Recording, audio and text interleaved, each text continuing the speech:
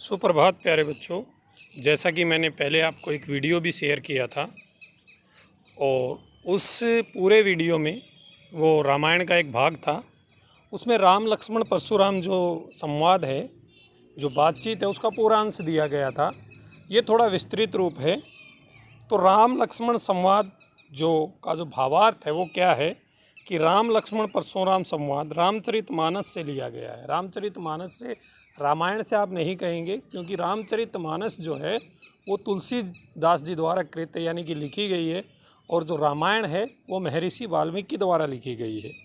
तो ये रामचरितमानस से लिया गया है, तो इस बात का आप ध्यान रखेंगे। जो सीता जी के स्वयंवर के समय का है। श्री राम शिव जी का धनुष उठाकर उसे तोड़ देते हैं, तो सारे संसार में इस बात की चर्चा आग की तरह फैल जाती है।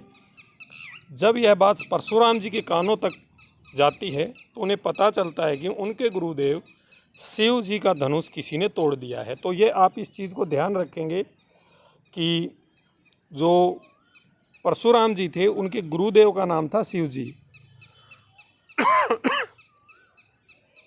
ठीक है। तो वो अपने आपे से बाहर हो जाते हैं। आपे से बाहर होना होता है कि बहुत गुस्सा हो जाना। वो धनुष तोड़ने वाले व्यक्ति का वध करने के लिए, वध का मतलब होता है कि उनकी हत्या करने के लिए, यानी कि उनको मारने के लिए सीता जी के स्वयंवर वाली सभा में आ जाते हैं। उसके बाद राम लक्ष्मण परशुराम जी के बीच जो बात होती है उसका वर्णन यहाँ दिया हुआ है।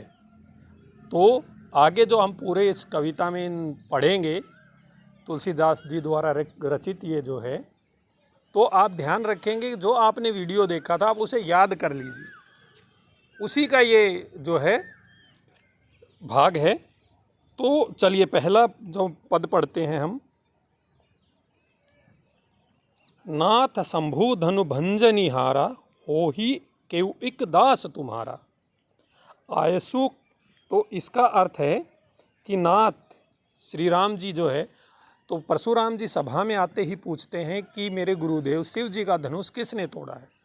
तो श्री राम जी जो है उनको सीधा सीधा जवाब न देकर कि महर्षि ये जो है मैंने धनुष तोड़ दिया, तो वो उनसे बातचीत करना शुरू करते हैं ताकि उनका जो क्रोध है, जो गुस्सा है, वो शांत हो जाए।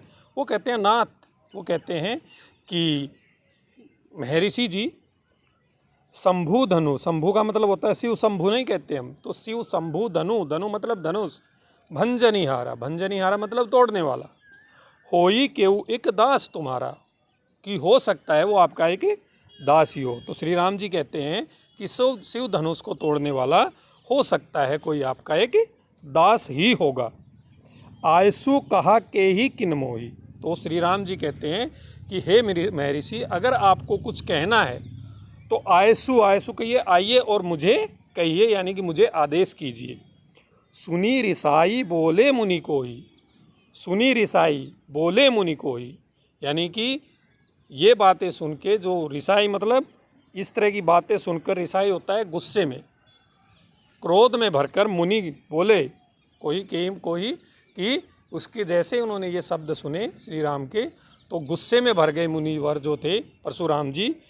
तो उन्होंने कहा, क्या कहा, सेवकू जो सो करे सेवकाई, कि सेवक को जो सो करे सेवकाई। सेवक वो होता है जो सेवा करे, जो करे सेवकाई।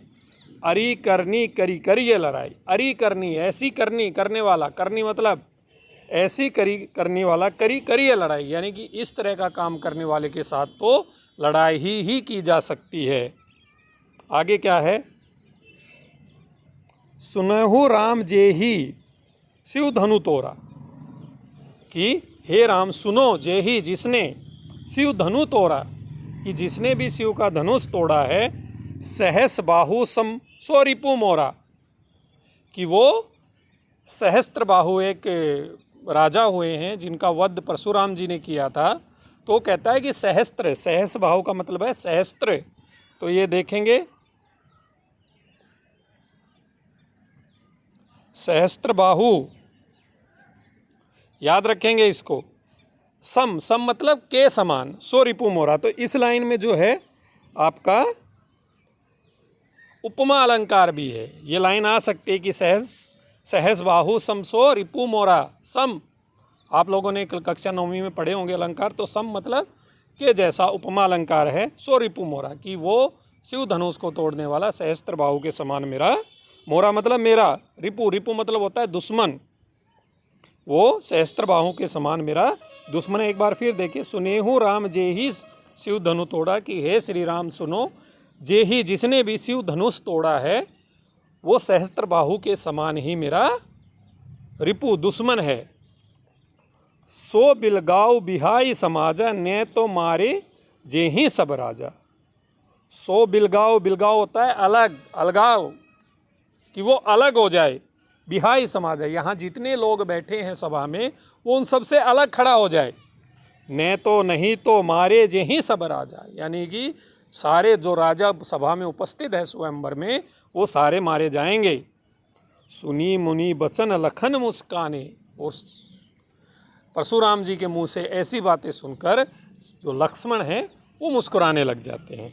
बोले परशुधर ही अवमाने, बोले और बोलने लगे परशुधर ही, जिन्होंने फरसा धारण कर रखा था इसीलिए उनका परशुराम नाम है। तो परशुराम जी का अपमान करते, अवमाने मतलब अपमान करते हुए क्या बोले, बहु धनु ही तोरी लड़िकाई, कि ऐसे ऐसे बहुत, बहु धनु ही मतलब छोटे छोटे धनु, ऐसे बहु, बहुत मतलब बहुत, तोरी लड़िकाई, लड़काई का मतलब होता है बचपन में, लड़कपन में। वो कहता है ऐसे ऐसे धनुष तो छोटी छोटी धनुषड़ी हमने बहुत तोड़ी है। कभों ने असी रिस किन्हीं गोसाई, तो कहता है कि हे मुनिवर कभों न, यानी कभी न असी रिस, रिस मतलब होता है गुस्सा, कि हे गोसाई, हे मुनिवर ऐसा गुस्सा तो हमारे ऊपर किसी ने भी नहीं किया। ये ही धनु पर ममता के ही हेतु, कि इसी धनुष पर ममता किस लिए है। सुनी रिसाई कहे भृगुकुल केतु, भृगुकुल है कि वो भृगुकुल में पैदा हुए थे, तो भृगुकुल केतु, केतु मतलब होता है ध्वजा, कि मान सम्मान। तो सुनी रिसाई यानी कि ये सुनने के बाद गुस्से में भर गए, कहे भृगुकुल केती, भृगुकुल केतु, और जो भृगुकुल के जो ध्वज हैं परशुराम जी, जो ब्राह्मण जो वंश है उसके जो ध्वज के समान हैं श्री परशुराम जी, वो गुस्से में, रिसाई फिर आया शब्द, रिसाई मतलब गुस्से में भरकर क्या बोले,